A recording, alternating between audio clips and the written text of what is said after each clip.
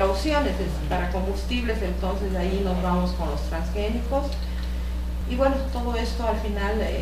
deriva y acaba en la destrucción de los ecosistemas y de las funciones ecosistémicas por la magnitud de la escala de las intervenciones. En relación a los impactos sociales, ya hemos dicho que provoca la concentración de la tierra en pocas manos, destierra a los pequeños campesinos y pone en riesgo la existencia de los pueblos indígenas, que creo que todos entendemos la importancia, no solo per se, más allá de su importancia, la importancia de su existencia per se, bueno, es la importancia de culturas que han aprendido a manejar, que son las que han promovido la agrobiodiversidad, o que más bien son las dueñas de la agrobiodiversidad, que es lo que a futuro va a ser lo que nos va a permitir la sobrevivencia. Utiliza tecnologías y escalas totalmente prohibitivas para los pequeños productores, genera homogenización en el consumo de alimentos y provoca desnutrición. En cuanto a las recomendaciones, muy brevemente, decir que quizás lo más importante es priorizar, no quizás, sino que seguro que lo más importante es priorizar, garantizar la seguridad alimentaria de las poblaciones más vulnerables fundamentalmente, fortalecer el desarrollo de tecnologías para la utilización de biocombustibles, pero de segunda generación, es decir, aquellos biocombustibles que son producidos a partir de desechos, no a partir de cultivos que pueden servir para alimento, y sensibilizar a la población mundial para que no consuma biocombustible en este momento hasta que no haya alternativas y no haya el desarrollo de lo que sería biocombustibles de segunda generación, porque ponen en riesgo la seguridad alimentaria, el peligro de poner en peligro los pueblos indígenas, destruyen los ecosistemas, provocan la pérdida de biodiversidad y empobrecen a la gente. Y por tanto, ante el impacto y el nivel de incertidumbre que tenemos, y en base al principio precautorio, lo que se plantearía es que se debe hacer un llamado a los países productores para que asuman una moratoria en la producción a gran escala de agrocombustibles, porque tampoco se trata, o sea, si es una pequeña escala y es para satisfacer necesidades locales, todavía podría ser viable. Muchas gracias.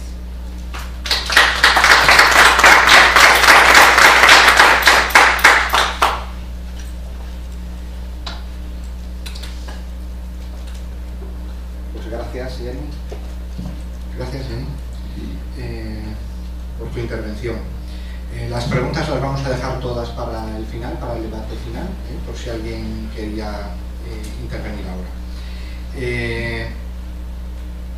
¿Inés? ¿Sí? La siguiente intervención va a ser un Skype.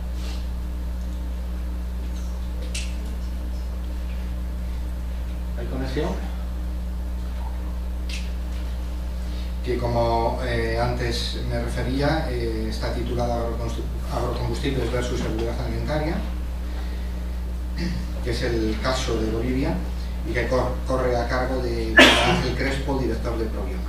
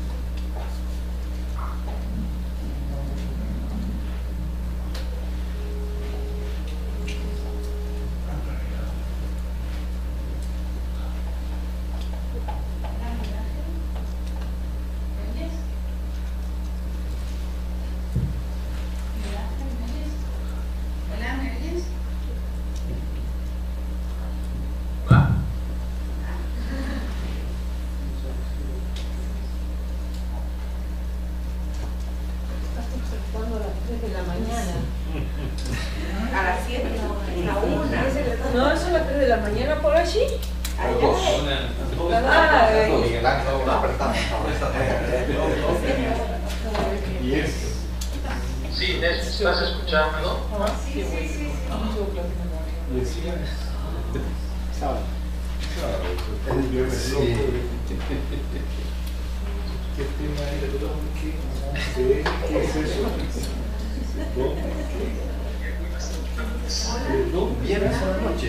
Pues Miguel Ángel Crespo, soy de Probioma quiero agradecer por la invitación que me han hecho para hablar acerca de los combustibles, la seguridad y soberanía alimentaria. Y para entrar en el tema quería plantear la problemática a nivel del contexto global y lo que en la última cumbre del Río+20 se discutió en torno a la gran transformación tecnológica verde que daría lugar a una economía como punto central de la supervivencia del planeta. Y en ese marco es que la idea central en esta discusión consistió en sustituir la matriz energética del petróleo por otras energías fósiles. Como podemos comprobar en base a algunas fuentes oficiales, como es la Agencia Internacional de Energía, en las estadísticas del 2011, vemos que en la matriz energética mundial el petróleo ocupa un lugar importante, seguido por el carbón turba, el gas, y los combustibles y residuos apenas llegan a un 10% del total de esta matriz energética. Y si vamos a ver el cuadro, el consumo de energía por regiones al año 2009, vemos que los países desarrollados y en desarrollo son los que consumen en mayor energía, llegando a un 43%, seguido por China y Asia. Y América Latina llega solo a un 4% a nivel global en lo que es el consumo de energía. Si vemos en cuanto a una proyección hacia el 2030, en cuanto al consumo de energías, de acuerdo a las diferentes fuentes de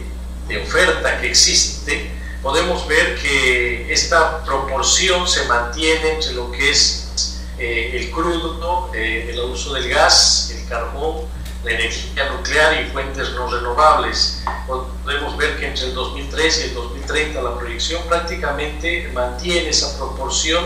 En el caso del crudo, en un 33%, en 26% el uso de gas natural, en un 27% el uso de carbón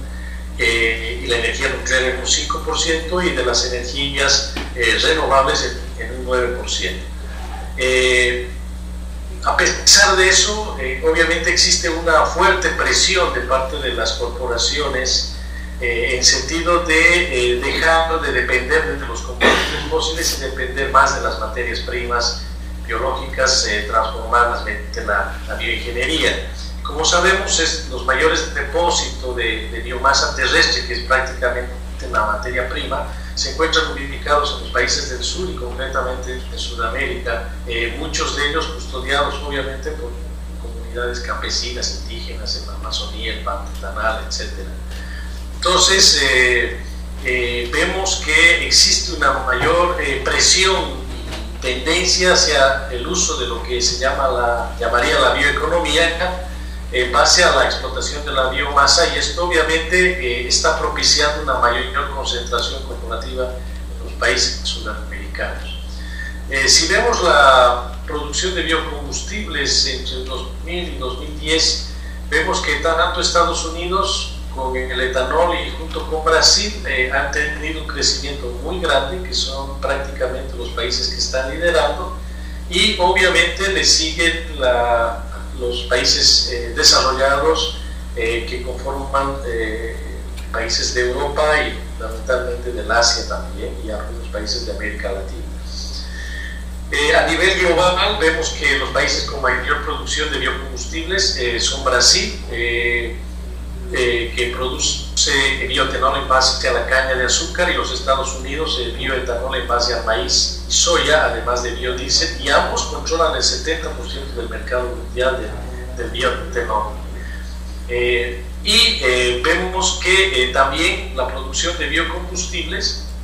así como hemos mostrado anteriormente, se está concentrando cada vez más en los países de África, Asia Oriental y América Latina, fundamentalmente porque en estos países hay condiciones muy favorables que facilitan la expansión, como es el fácil acceso a tierras extensas. El gobierno boliviano ha planteado hace 3 días aproximadamente que va a ampliar la frontera agrícola de 2,5 millones de hectáreas a 8 millones, supuestamente para lograr una seguridad alimentaria, lo que es totalmente falso. Hay regulaciones ambientales flexibles que obviamente permiten el uso de transgénicos, como está ocurriendo en América del Sur, y un fuerte uso de pesticidas tóxicos prohibidos en otros continentes, abundante mano de obra y obviamente derechos laborales que pueden ser fácilmente vulnerados. Por otra parte, vemos también que la proyección de la producción de biocombustibles hacia el 2050 obviamente plantea una fuerte producción en base a lo que es el biodiesel convencional. Se mantiene la curva de tendencia ascendente también en el caso del etanol convencional y en el caso del etanol en base a caña. Sin embargo, parecería paradójico que, tomando en cuenta todos estos aspectos, los países desarrollados hacen una asignación presupuestaria a la promoción a las diferentes fuentes de energía, en la que, por ejemplo, a la energía solar le da muy poca asignación, siendo que esta más bien podría representar una alternativa mucho más viable desde el punto de vista ambiental que asignar presupuesto para el desarrollo de investigaciones y la promoción en base a la biomasa. Y si vemos lo que significaría satisfacer el 10% del consumo energético en transporte, nada más para satisfacer el transporte en cada país, pues las cifras son muy grandes. Nada más en Europa se requeriría el 72% de la superficie agraria para satisfacer el transporte. En el caso de Estados Unidos, un 30%, a nivel mundial podemos ver que es el 9%, etc. O sea, si nosotros vemos en términos ya de número de hectáreas y lo que supone en términos de impacto hacia otros cultivos destinados a la alimentación, vemos que esto podría ser muy catastrófico en un futuro inmediato. Existen cálculos sobre lo que es la tasa de retorno energético y con indicadores para valorar el ciclo energético de la producción. Yo ahí no quiero entrar en mucho detalle, solo mostrar que en algunos de los cuadros vemos que el etanol de caña de azúcar que se produce en Brasil en base a estos cálculos representa obviamente una mayor tasa de retorno en comparación a otros cultivos destinados a esto, como es el caso de la madera, el maíz, pero aún así esa tasa no es suficiente como para justificar plenamente el hecho de poder producir en base a este determinado cultivo. Lo mismo en el caso de otro tipo de cálculos que se hacen y otras metodologías de cálculos, vemos también que el biodiesel producido en Estados Unidos en base a soya representa una tasa de retorno de un 2.51%, que tampoco es una cifra alta que permita satisfacer, digamos, o justificar el impacto o las inversiones que se puedan hacer. Ahora, este es un pequeño pantallazo, pero ¿quiénes están detrás de los biocombustibles? Y vemos que obviamente se repite en este caso el interés de las mismas empresas que tienen que ver con la alimentación y con la producción energética, con la producción de agroquímicos. Inclusive están empresas farmacéuticas, algunas empresas agroindustriales, están también las instituciones financieras y obviamente los gobiernos. En este sentido no se está viendo que detrás de esta fuerte presión, de este fuerte interés, obviamente hay un impacto que ya se está empezando a dar a nivel mundial, ¿no? Que es de conocimiento de todos, que está esto acelerando el proceso de calentamiento global a través de lo que significa grandes extensiones de monocultivos que están teniendo como un impacto directo en la quema de bosques, la deforestación. En Brasil nomás vemos que el 80% de los gases de efecto invernadero provienen de la deforestación ocasionada por la expansión de plantaciones de soya y caña, etc. Y esto obviamente en este contexto Bolivia no está al margen, y podemos ver que Tampoco Bolivia ha estado al margen dentro de lo que es la actual crisis energética, la lucha por los recursos, el tema del cambio climático, y aunque no estamos sufriendo una crisis financiera fuerte, sin embargo, esto está originando que el consumo de alimentos para consumo humano compita con el uso de las tierras y la producción de alimentos para otros fines. De hecho, en Bolivia, uno de los más grandes y los mejores negocios en este momento es sembrar caña, y no es necesariamente destinada a la producción de azúcar, sino fundamentalmente para la producción de etanol, es decir, grandes extensiones de soya se están destinando para la actual campaña de verano que se inicia dentro de un mes para la producción de caña. Esto obviamente está teniendo un fuerte impacto o se está reflejando en el precio de los alimentos, que como vemos desde el año 90 hasta el 2012, según datos de la FAO, obviamente se ha dado un incremento cada vez mayor, como podemos ver en el cuadro, y esto representa de manera muy clara cómo los alimentos cada vez son más difíciles de acceder por los precios que están siendo parte de un nivel de especulación, puesto que estos se están destinando para otros fines, y demuestra nomás en el fondo cómo las grandes empresas tienen fuerte interés en un control global de los recursos, es decir, control sobre insumos, porque de manera que permita garantizar que ellos puedan satisfacer sus necesidades en el tema de lo que es la producción de biocombustibles, y para eso necesitan tener,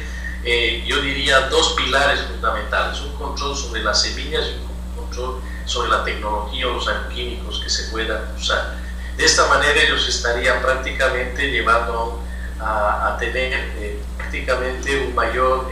control o garantizar, si vale el término, la obtención de la materia prima que les sirva para la producción de biocombustibles. Y si vemos en algunos cuadros así muy rápidamente sobre lo que es el tamaño de los mercados globales, los biocombustibles estarían formando parte de ese gasto en ventas que se hace en alimentos, por ejemplo, que está facturando mucho más que la energía, y obviamente vemos que entre ambos sectores representan pues cifras demasiado altas que es imposible imaginar que puedan ser parte de un mercado global.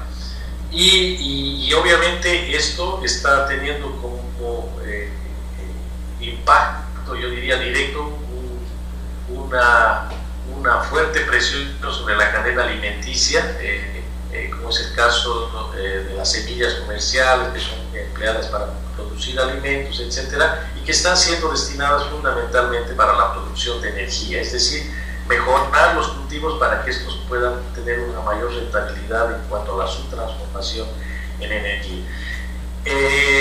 ¿Quiénes están detrás de eso? Hay cuadros, así muy rápidamente, las 10 principales empresas de semillas que están fuertemente relacionadas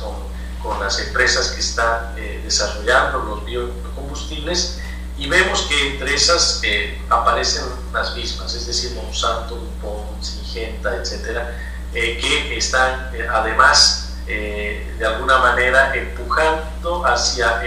los países que están produciendo cultivos destinados a la alimentación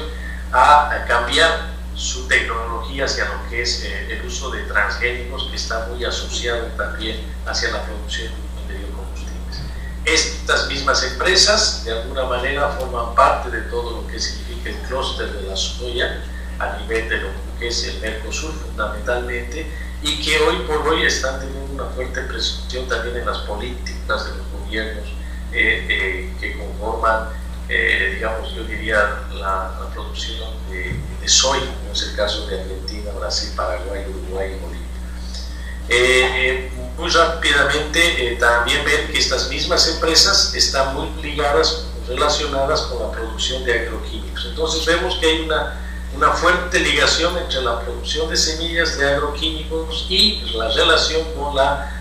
transformación de la biomasa a la producción de combustibles. O sea, hay un fuerte control sobre recursos naturales, hay una fuerte incidencia en las políticas públicas, y obviamente vemos que esto va a incidir fuertemente en la producción de alimentos. Paradójicamente, estas mismas empresas también tienen que ver mucho con lo que es el procesamiento y la comercialización de granos, de oleaginosas y azúcar en el mundo. O sea que estamos ante un mundo en el que las empresas están empezando a tener cada vez un mayor control sobre estos factores que son importantes para la producción de alimentos y que ellos muy bien pueden especular para direccionar las políticas hacia la producción de biocombustibles. Esto obviamente, como mencionaba anteriormente, está fortaleciendo además lo que denominamos mundo de los agronegocios. Están acelerando la producción agrícola a través de una expansión de la frontera agrícola. Hay nuevas formas de producción más intensivas a través de tecnologías de punta, semillas, transgénicas, etc.